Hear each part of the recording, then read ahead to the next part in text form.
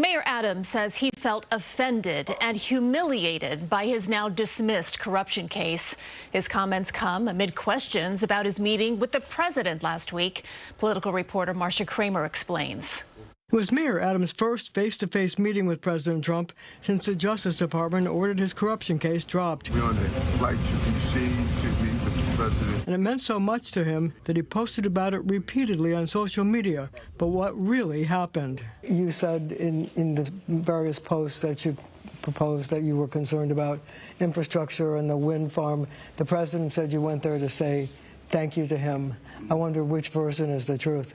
And the first thing I did when I walked in his office to say thank you. And then the mayor explained why, giving his most detailed explanation yet about the pain and humiliation he felt as the FBI investigation closed in on him, even a plan to take his phones at the New York Marathon. Think about this for a moment, Marcia.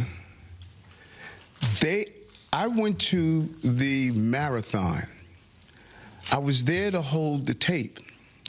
They were plotting at the marathon where the globe was watching who crossed the end. They were hoping to take my phones on the international scale. That doesn't bother you that I'm the mayor of the city of New York? And the entire globe, for the most part, was watching the marathon, and they were plotting, let's get him there. Let's see how we can embarrass him and humiliate this city.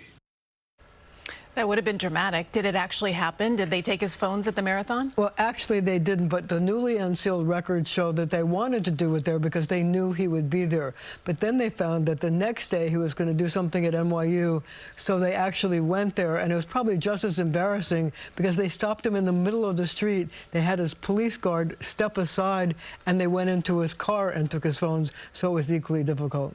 In this report, in the documents that were released, there was roughly 2,000 pages. Anything else interesting that you found? Well, you know, it detailed all the different warrants that they sought, and one was sort of interesting. They sought a warrant to go to the condo in New Jersey owned by his girlfriend, Tracy Collins, so it looks like they were looking at her as well as him. All right, Marcia, thank you for bringing that new information to us. Appreciate it.